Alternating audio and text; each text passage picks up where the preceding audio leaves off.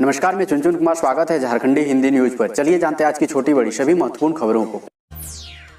आज की पहली और बड़ी खबर की बात करें तो ओमिक्रॉन को लेकर बाबा वैद्यनाथ मंदिर प्रशासन अलर्ट। श्रद्धालुओं की एंट्री के लिए ये है अनिवार्य। नए साल में अगर आप बाबा के दरबार में हाजिरी लगाना चाहते हैं तो कोरोना वायरस की दोनों डोज लिया होना जरूरी है। इसके बिना आपको मंदिर में प्रवेश नहीं मिलेगा। कोरोना की दोनों डोज लेने वालों को ही 31 दिसंबर और 1 जनवरी को झारखंड के देवघर जिले के बाबा वैद्यनाथ धाम मंदिर में प्रवेश मिलेगा। SDO सह मंदिर प्रभारी दिनेश कुमार यादव ने कहा कि ओमिक्रॉन वायरस को लेकर प्रशासन सतर्क है। नव वर्ष पर हर साल देवघर के बाबा वैद्यनाथ से मंगल कामना के लिए झारखंड के विभिन्न जिलों समेत विभिन्न राज्यों से भक्तों की भारी भीड़ उमड़ती है। इस बार मंदिरों में भक्तों की भीड़ की संभावनाओं को देखते हुए मंदिर प्रशासन तैयारियों में जुट गया है। अगली बड़ी खबर की बात करें तो झारखंड की उप राजधानी दुमका में बनेगा मिनी सचिवालय। सीएम ने विभाग से प्रस्ताव देने को कहा। झारखंड राज्य की स्थापना के साथ ही दुमका को राज्य की उप राजधानी का दर्जा दिया गया था, लेकिन 20 सालों के बाद भी यहां इससे जुड़ी संरचनाएं उपलब्ध नहीं कराई जा सकी। अब झारखंड सरकार ने यहां मिनी सचिवालय बनाने का निर्णय लिया है। मुख्यमंत्री हेमंत सोरेन ने भवन निर्माण विभाग को मिनी सचिवालय के निर्माण के लिए प्रस्ताव बनाने का निर्देश दिया है। दुमका के विधायक बसंत सोरेन की अगुवाई में 2 दिन पहले विधायकों के एक दल ने मुख्यमंत्री से मुलाकात कर इस संबंध में एक ज्ञापन भी सौंपा था। दुमका में मुख्यमंत्री का कैंप कार्यालय है। अब इसे मिनी सचिवालय के रूप में विकसित करने की योजना है। अगली बड़ी खबर की बात करें तो झारखंड JSSC CGL में निकली बम्पर वैकेंसी। 15 जनवरी से करें आवेदन। झारखंड कर्मचारी चयन आयोग यानी JSSC ने आधिकारिक वेबसाइट jssc.nic.in पर संयुक्त स्नातक स्तर यानी CGL 2022 अधिसूचना के लिए आधिकारिक अधिसूचना जारी की है। यह अधिसूचना झारखंड सामान्य स्नातक स्तरीय संयुक्त प्रतियोगी परीक्षा के तहत शुरू किए गए भर्ती अभियान से संबंधित है। इस वर्ष सहायक शाखा अधिकारी, प्रखंड आपूर्ति अधिकारी, कनिष्ठ सचिवालय सहायक आदि सहित कई पदों के दायरे में कुल 956 रिक्तियों की घोषणा की गई है। आयोग में आवेदन प्राप्त होने की अंतिम तिथि तक स्नातक अथवा समकक्ष उत्तीर्ण होना आवश्यक होगा। साथ ही उम्मीदवार ने 10वीं और 12वीं की परीक्षा पास की हो। अगली बड़ी खबर की बात करें तो JPSC अभ्यर्थियों का अनोखा प्रदर्शन। 54वें दिन पोस्ट कार्ड अभियान की शुरुआत। JPSC आंदोलन झारखंड हाईकोर्ट मुख्य न्यायाधीश के नाम पर पोस्ट कार्ड अभियान की शुरुआत रांची से किया गया, जो पूरे झारखंड में अभियान चलाया जाएगा। मौके पर अध्यक्ष देवेंद्र नाथ महतो और महासचिव मनोज यादव ने कहा कि JPSC PT परीक्षा फल रद्द होने तक संघर्ष जारी रहेगा। मौके पर उन्होंने यह भी कहा कि झारखंड कर्मचारी चयन आयोग की ओर से झारखंड सामान्य स्नातक योग्यताधारी संयुक्त प्रतियोगिता परीक्षा 2021 के तहत स्नातक स्तरीय 956 पदों पर बहाली की प्रक्रिया शुरू की गई है। अगली बड़ी खबर की बात करें तो झारखंड कर्मचारी चयन आयोग की परीक्षा में अब अंगिका, मगही और भोजपुरी भाषा शामिल। झारखंड कर्मचारी चयन आयोग की 10वीं और कक्षा 12वीं स्तर की प्रतियोगिता परीक्षाओं में जिला स्तरीय पदों के लिए जिलावार भाषा सूची में अब जनजातीय भाषाओं में संथाली, कुड़ुख, खड़िया मुंडारी हो, असुर, बिरजिया, बिरहोरी, भूमिज, मलतो एवं क्षेत्रीय भाषाओं में नागपुरी, पंच परगनिया, बंगला, अंगिका, कुरमाली, मगही, उड़िया, खोटा और भोजपुरी को शामिल किया गया है। राज्य सरकार की तरफ से बृहस्पतिवार को जारी विज्ञप्ति में यह जानकारी दी गई है। झारखंड में भोजपुरी समेत अनेक क्षेत्रीय भाषाओं को राज्य स्तरीय प्रतियोगी परीक्षाओं में स्थान न देने के कारण काफी हंगामा हुआ था। अगली बड़ी खबर की बात करें तो झारखंड में जूनियर इंजीनियर के 50 पदों पर भर्ती, नोटिस जारी। झारखंड की राजधानी रांची से बड़ी खबर आ रही है। ताजा रिपोर्ट के मुताबिक रांची में जूनियर इंजीनियर के 50 पदों पर भर्ती निकली है। इसके लिए झारखंड एजुकेशन प्रोजेक्ट काउंसिल ने अपने आधिकारिक वेबसाइट पर नोटिस जारी किया है। इच्छुक उम्मीदवार प्रकाशित नोटिफिकेशन को पढ़ें और अपनी योग्यता के अनुसार आवेदन की प्रक्रिया को पूरा करें। इन पदों पर आवेदन करने के लिए उम्मीदवारों को किसी मान्यता प्राप्त संस्थान से डिप्लोमा पास होनी चाहिए। पूरी जानकारी के लिए नोटिस देखें। आवेदन करने की अंतिम तिथि 10 जनवरी 2022 है।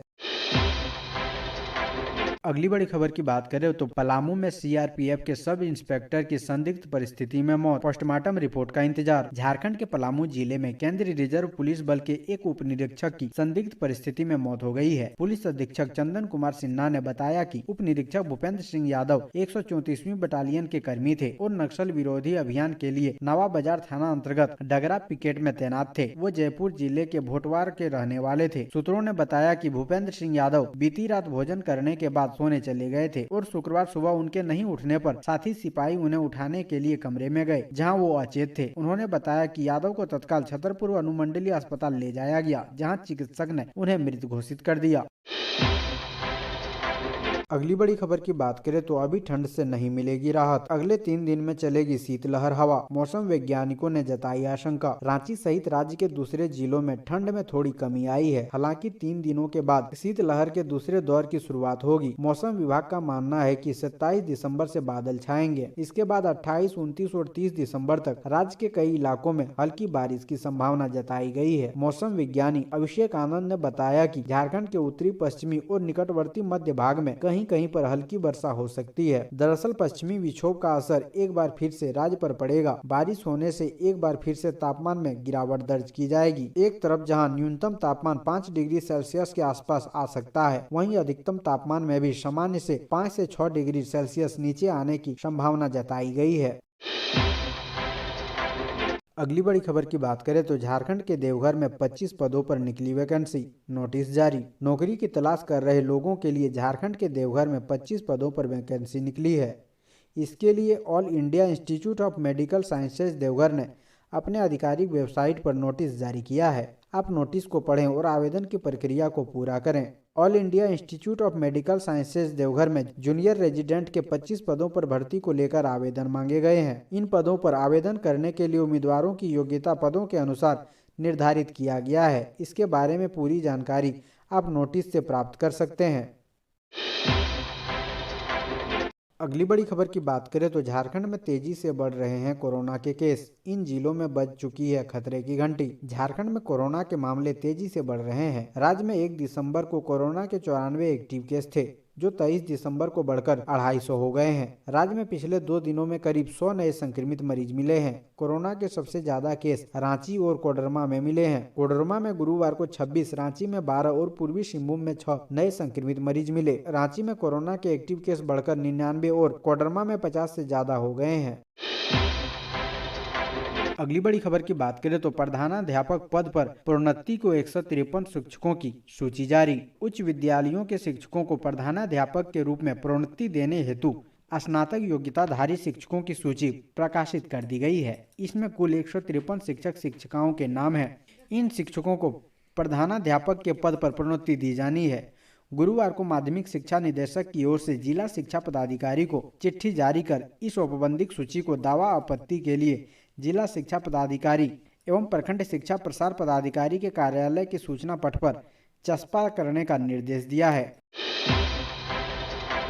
अगली बड़ी खबर की बात करें तो रेलवे ने महिलाओं को दी यह बेहतरीन सौगात, हर कोच में मिलेगी यह सुविधा, सुरक्षा भी बेहतर। पूर्व रेलवे ने आधी आबादी को बड़ा तोहफा दिया है। अब लंबी दूरी की ट्रेनों के प्रत्येक कोच में उनके लिए 6 बर्थ आरक्षित रहेगी। फिलहाल यह व्यवस्था आनंद विहार टर्मिनल से भागलपुर तक चलने वाली गरीब रथ एक्सप्रेस सहित राजधानी, हमसफर, दुरंतो आदि ट्रेनों में लागू कर दी गई है। भागलपुर से खुलने वाली विक्रमशिला, सूरत, दादर, अंग एक्सप्रेस सहित अन्य ट्रेनों में ही जल्द ही नई व्यवस्था लागू कर दी जाएगी। नई व्यवस्था के तहत 25 दिसंबर और 1 जनवरी से गरीब रथ एक्सप्रेस में महिलाओं को आरक्षित सीटें मिलने लगेगी। वहीं रेलवे ने मेरी सहेली की भी शुरुआत की है, जिसके तहत महिला यात्रियों की सुरक्षा के पुख्ता इंतजाम किए गए हैं। अगली बड़ी खबर की बात करें तो नव वर्ष को लेकर दुमका डीसी ने जारी किया निर्देश। कोरोना प्रोटोकॉल के तहत मंदिरों में श्रद्धालुओं का होगा प्रवेश। खबर है जिला दुमका से, जहां विश्व प्रसिद्ध बाबा वासुकीनाथ धाम में नव वर्ष को देखते हुए डीसी रविशंकर शुक्ला और एसपी दुमका अंबर लकड़ा ने मंदिर प्रबंधन के साथ नव वर्ष को लेकर बैठक किया है। इस बैठक में कोरोना गाइडलाइन का पालन करते हुए मंदिर में श्रद्धालुओं को प्रवेश की अनुमति दी गई है। इस दौरान पंडा पुरोहितों के अलावा जिला प्रशासन के अधिकारी मौजूद रहे। सभी को उपायुक्त ने निर्देश दिया, नव वर्ष के दिन ओमिक्रॉन को देखते हुए गाइडलाइन पालन कराकर ही श्रद्धालुओं को मंदिर में प्रवेश कराएंगे। अगली बड़ी खबर की बात करें तो झारखंड के पलामू में हुआ दर्दनाक सड़क हादसा, ऑटो ड्राइवर की मौत, 2 घायल। झारखंड के पलामू में दर्दनाक सड़क हादसा हुआ है। हादसा डाल्टनगंज कोयल पुल पर शुक्रवार सुबह करीब 6 बजे हुआ। हादसा उस वक्त हुआ जब ट्रक और ऑटो में भिड़ंत हो गई। सड़क हादसे से घटना स्थल पर ही ऑटो ड्राइवर मुफीद अंसारी उर्फ पप्पू की मौत हो गई। हादसे में ऑटो में सवार एक छात्र और एक छात्रा भी घायल हो गए हैं, जिन्हें इलाज के लिए अस्पताल में भर्ती कराया गया है। हादसे के बाद ट्रक ड्राइवर मौके पर से फरार हो गया। अगली बड़ी खबर की बात करें, लातेहार के मनिका जंगल से 25 कैन बम बरामद। जेजेएमपी नक्सलियों की टोड़ में निकली थी पुलिस। लातेहार पुलिस को शुक्रवार को एक बड़ी सफलता हाथ लगी है। एसपी को मिली गुप्त सूचना पर चलाए जा रहे नक्सलियों के खिलाफ सर्च ऑपरेशन के दौरान जिले के मनिका थाना क्षेत्र स्थित बरवैया काला ग्राम के जंगल में सीरीज में लगे 25 कैन बम बरामद किए। बरामद किए गए कैन बमों का वजन तकरीबन 20 किलोग्राम है। इस संबंध में लातेहार एसपी अंजनी अंजन ने बताया कि सूचना मिली थी कि नक्सली संगठन जेजेएमपी के होनहरजी गणेश उर्फ विकास और आजाद उर्फ कल्लू उर्फ मुकेश अपने अन्य 8-10 दस्ता सदस्य बरवैया एवं आसपास के क्षेत्र में किसी घटना को अंजाम देने के लिए उक्त इलाके भ्रमणशील हैं। इसी सूचना पर पुलिस उस इलाके में सर्च अभियान चला रही थी।